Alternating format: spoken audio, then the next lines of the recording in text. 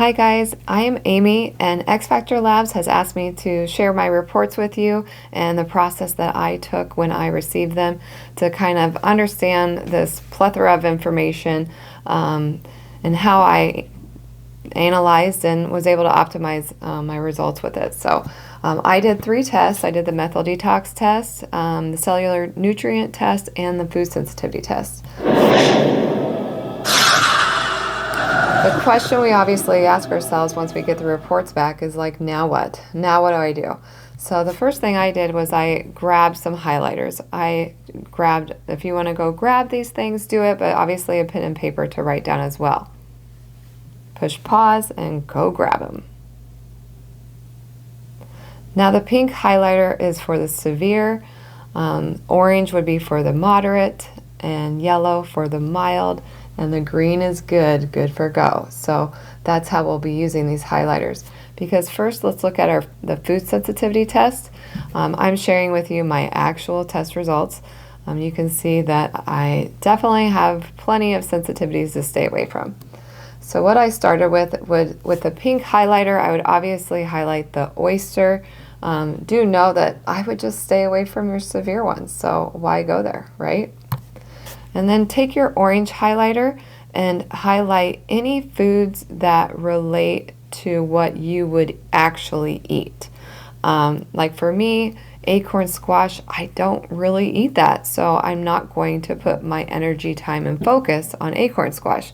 So I'm highlighting only the foods that I do eat on a daily or weekly basis. So push pause to do that. Looking over my list, some of the things that I noticed was that I was into the matcha teas, and so clove and nutmeg were a big part of those teas. Lettuce, I obviously ate quite often, and I chose the butter lettuce, which I believe is the Boston Bib lettuce, because it was more water-based, like you could get more hydration from it, and here they are both on my list. I was drinking lemon water every single day, and then tomatoes, hello, chips, and salsa, and turmeric was also on my daily or weekly list. I did a lot of turmeric, ginger, honey teas, and here they are all on my food sensitivity list. I've figured out a big reason why in my DNA, but I do need to avoid those at this point. So I've highlighted those, and then obviously move towards the yellow highlighter and highlight same thing. Highlight foods that you actually do eat daily or within the week.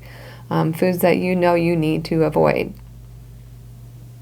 For me, I don't do butternut squash. I don't eat sardines.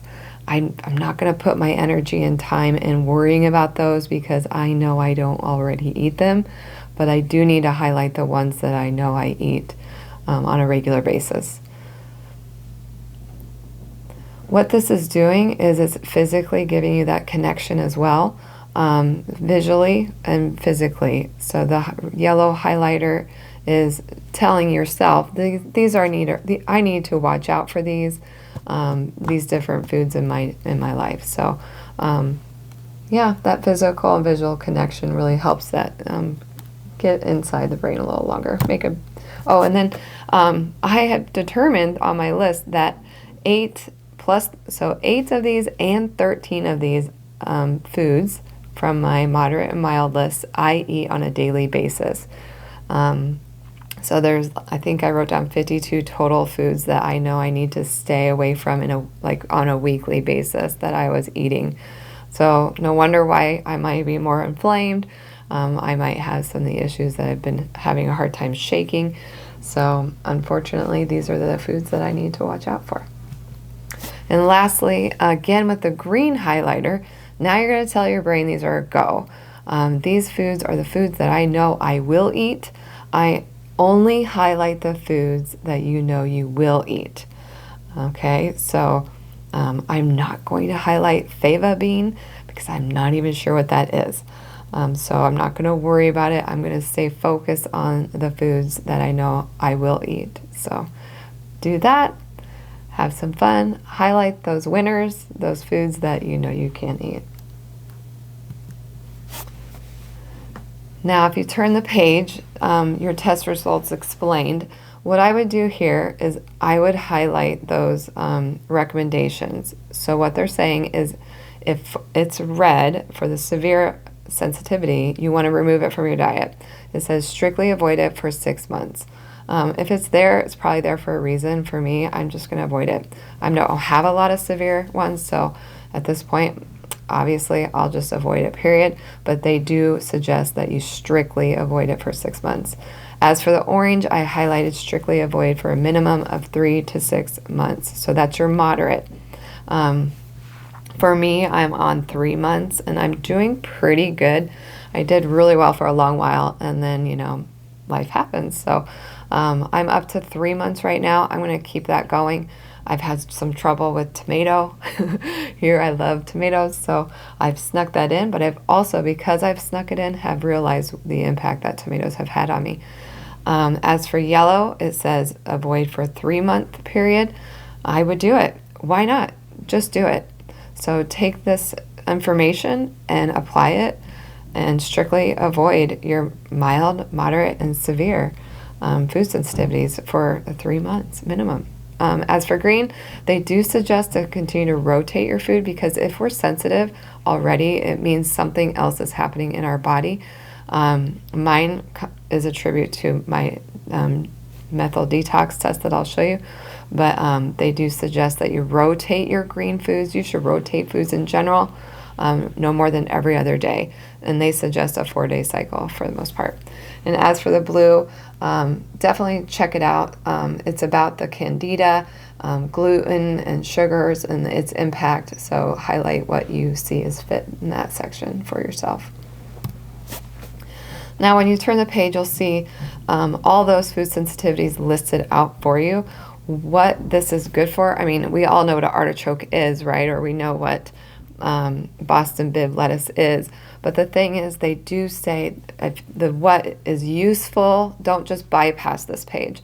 What is useful is where it says be aware. So like, for example, Boston bib lettuce, it says be aware. This can be pre-mixed in salad blends, so definitely look in your blends. If there's Boston bib lettuce in your blends, you want to avoid it. As for cilantro, it definitely has some good warnings. Clove can be found in your matcha teas, things like that. So it does tell you some more insight on where you're going to find some of those mild to moderate sensitivity foods. The next page about the chemicals and molds, I definitely did the same thing with this and just highlighted the things that I know that I've seen in ingredient lists. And so for the mild, like, I definitely need to look out for citric acid. It's in a lot of different things that I wasn't prepared for. And so I'm just highlighting those like high fructose, stay away. A lot of it is just kind of get your eyes on it. Acetaminophen is on there for me as a good, so that's in my mind good.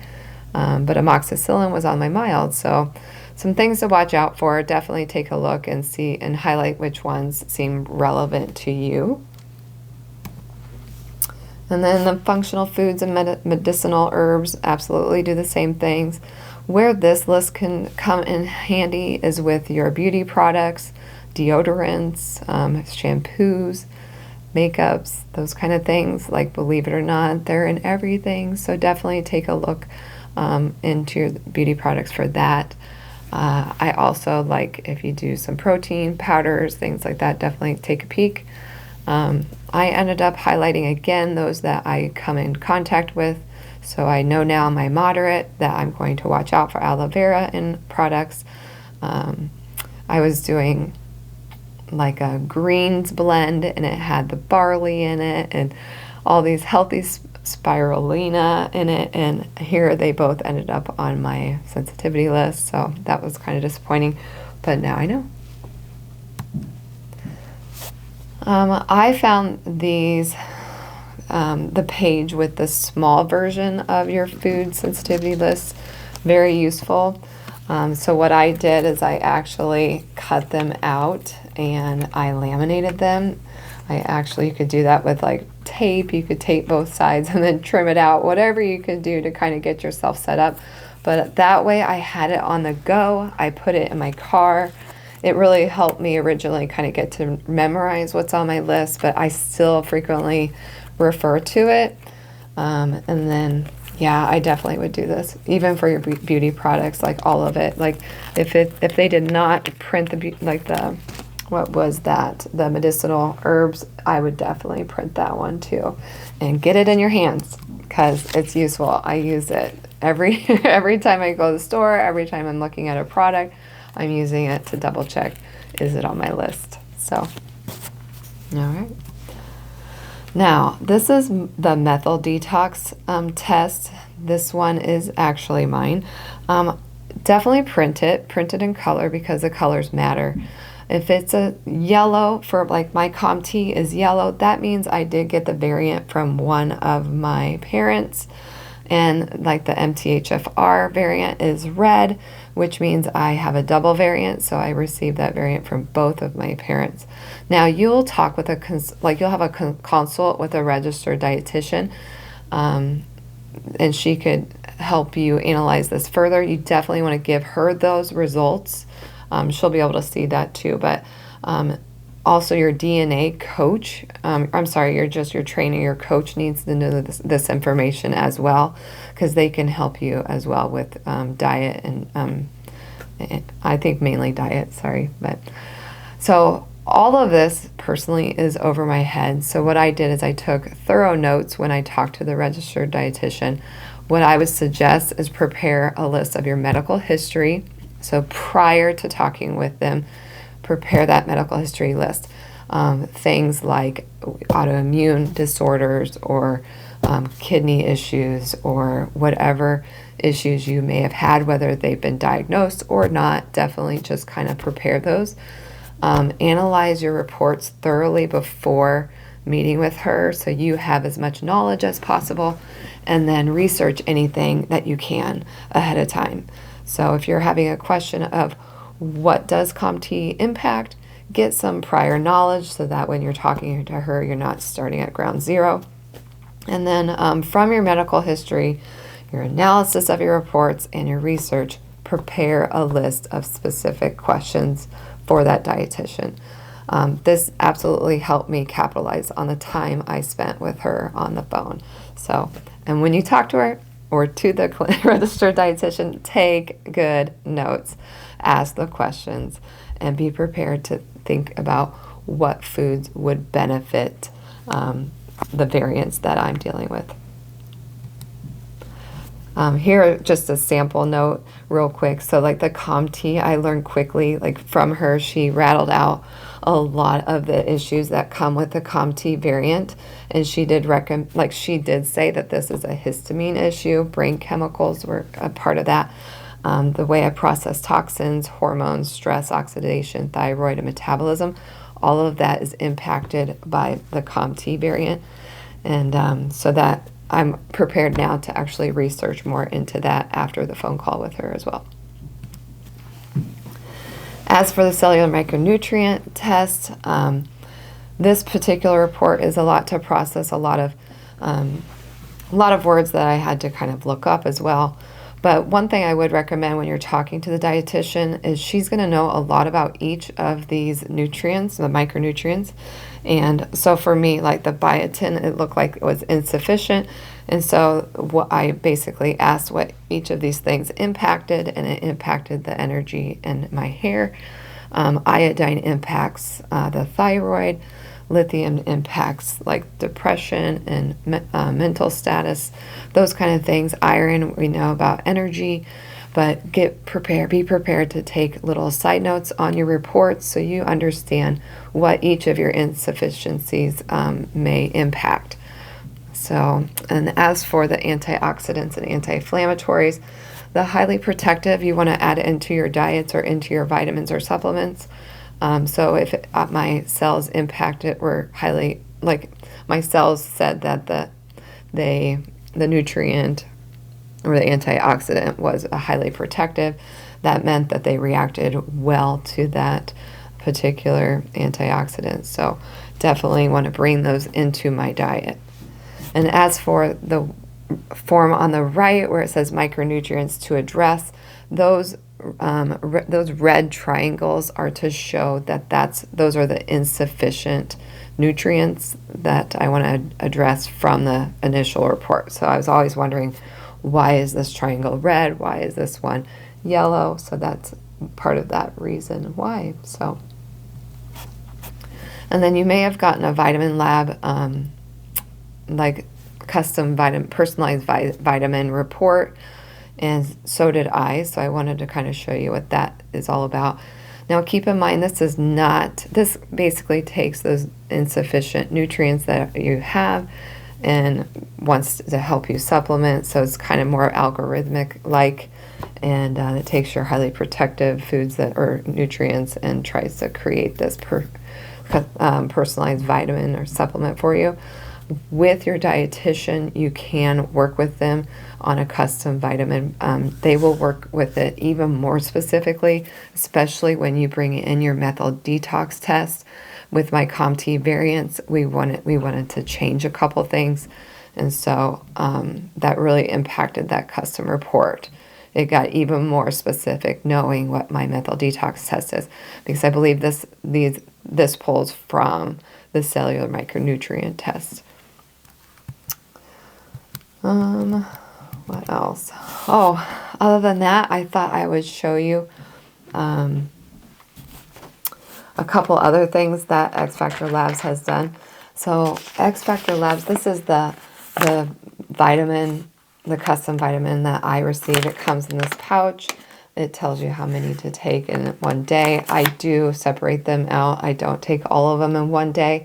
It has the supplemental facts on the back, so I know what's in it, so I'm not guessing. So I do frequently kind of look into this to see if I'm using other protein powders, like, am I getting too much of these things? Should I watch out for that? So I do look at the back at the supplemental facts. It's basically the report of the vitamin lab that gives you that when you finally customize it. So, so far I think I'm on month 2, and I really do feel like I'm creating a healthier body, and it just gives me that mental support right now, knowing that I'm on the right track. But they do say it does take some time. So I'm actually working on a couple other things that I've noticed from cleaning out my sensitivities and adding in the custom vitamin. I expected these grand results quickly. It is not a quick process. I'm on about 3 months of the food sensitivity removal. It's about 2 months of this. And I'm kind of like narrowing down what's still left to work on. For me personally, I have kidney issues. I did the gut test, found out that I definitely have the kidney issues, and I do need to take care of that. So I'm still finding my way, but you saw the food sensitivities that I have. Candida can be a huge issue too. So I'm getting the work done, and I'm looking forward to a lifetime of health. Another thing that X Factor Labs can provide for you, this is the meal planning tools. It does cost to put it into book form. You can also get it in a PDF form. It's all color, but it's absolutely a great tool. If you have a hankering for stir fry, it takes all your food sensitivities, and that's what it's creating meals for that. So if I'm feeling stir fry, I can basically pick my protein, my vegetable, starch. So it makes it a lot easier to visually see and to consistently kind of stain in that brain those foods that I can eat and build my meals off of. It has a pizza builder, nacho builder, taco builder. It even teaches you how about like slow cooker, how to make bowls and dressings and things like that with my actual sensitivities in it. So a lot of ease that goes into looking through this to kind of get inspired, and also to just keep in mind those sensitivities and seeing what I can eat, because this can be a frustrating process when you learn that there's a lot more sensitivities than you thought. Hopefully that's not you. It can be even more defeating when you find out if you have variants and how those variants could still impact foods even more. But all in all, what I have done for myself is I stay focused on what I can eat. I've learned what I need to eliminate, and I keep looking forward to what foods are impacting me, and looking forward to good health and witness the progress that you're making. Recently, I've kind of tested the waters with tomatoes, and I figured out that tomatoes lead to bladder leaks, and I thought, no way. And the next time I ate tomatoes, I noticed it did it again. I'm like, nah, coincidence. And then down the road when I ate tomatoes again, no coincidence.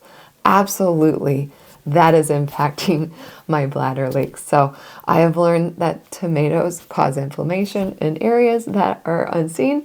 And so now I know. And it's given me a reason to stay away. And that's okay. And now I know the consequence when I do. So I'm learning every day, and I hope you can look forward to that as well. Hope this has been great information for you. Good luck on your journey, and thanks for watching.